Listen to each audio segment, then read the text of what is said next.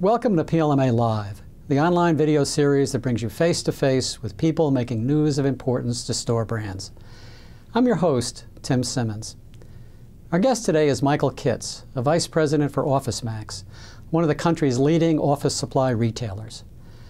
Michael has extensive experience in product development and marketing, including a stint at Procter & Gamble, and he's using this expertise to build a strong private label program at OfficeMax. Michael, welcome to PLMALive. OfficeMax faces plenty of competition these days.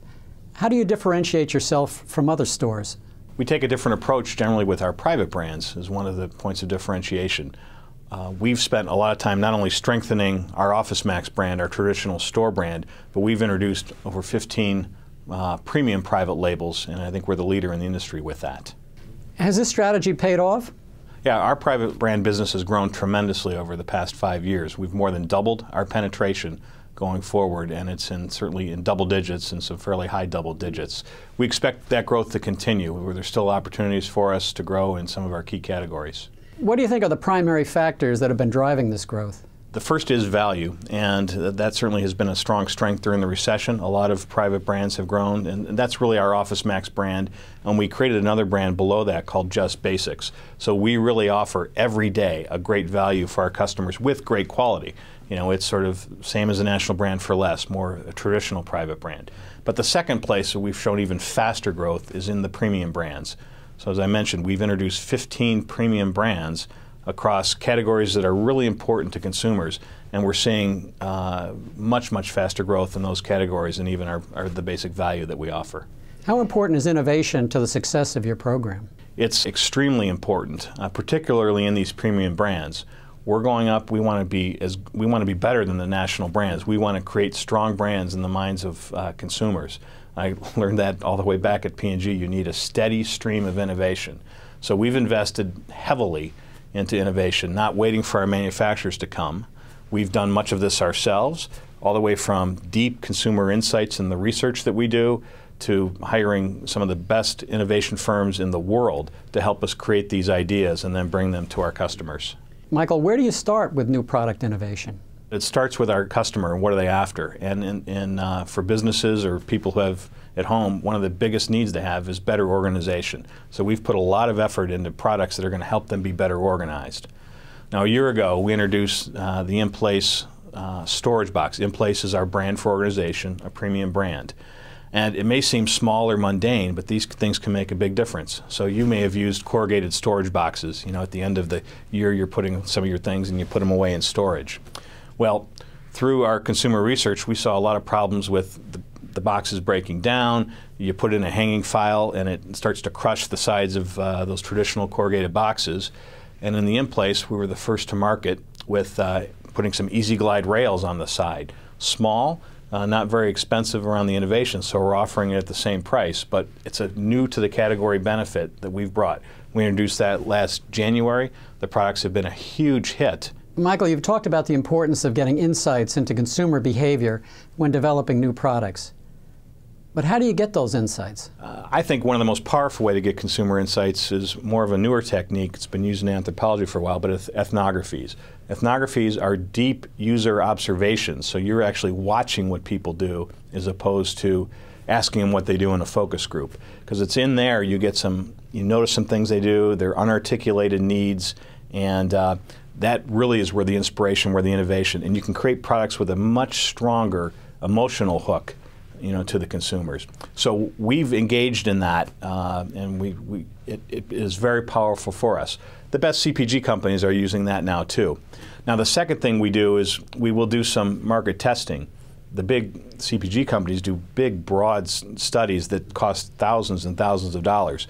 We shrink that down because of being a retailer. We can go in our stores, talk to our customers, get that feedback a lot quicker than large studies. And secondly, we don't have large capital investments that were needed to prove that out.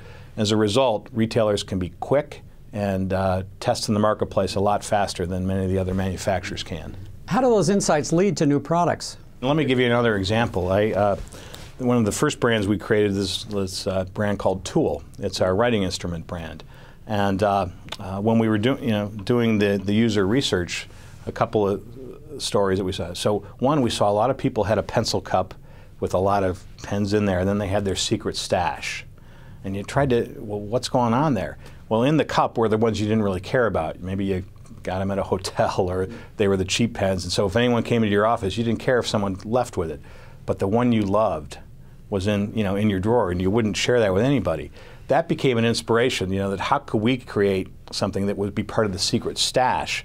And so the level of quality, the performance, and the design that we did, on this had to be great precision, and we didn't want this one to be in the cup. And it turns out now we talk to people, and this writing instrument is in the secret stash. Can suppliers play an important role in product innovation? We have many, many categories. We can't cover all of them. And so we want our suppliers to come through with those innovation ideas. We have the 900 stores to offer. We'll get that innovation out there fast, and we'll also help protect it, going forward. Once you've created a new product, how do you let consumers know about it? Where we really have an advantage, I think all retailers have an advantage, is winning in store. Even A.G. Lafley talks about the first moment of truth, and I've been passionate about that. With our private brands, can we win that first moment of truth? A consumer is standing in the aisle, and they've got a choice between brand A, B, C, or D, and are they going to win with our private brand? In some cases, we have 2 or 3 brands in a particular category, and we're going to win no matter what they choose. But for our premium brands, again, if you walk in to our whiteboard aisle, or you walk into our binder aisle, we want you to instantly know which is the best brand, which is the best offering. So if you're after better performance and better product, you can get that in an instant. So we really invest in that from the very start. And if you shop our stores, you should notice a very different experience. You can probably, they don't say Office Max on it, but I bet you could tell which are the private brands inside. Now, 6 months from now and a year from now, a lot of our marketing continues in the things that we normally do. We get great presence in our circulars. We have great presence in some of our loyalty programs and our Max Perks loyalty card. We show our private labels inside our TV ads. They're not specifically about the private label, but all the products that the customers are using, as we've done in the past, has been about that. And then we also do a lot of in-store training. So we've been training our sales associates about the new innovations, how customers shop a particular category, so we can better meet their needs. And one of the ways, within there is giving them one of our private brands that helps that. So getting that in-store sales associate has been key. As your private label business has grown, how have the national brands reacted? Are they more willing to make your private label products now?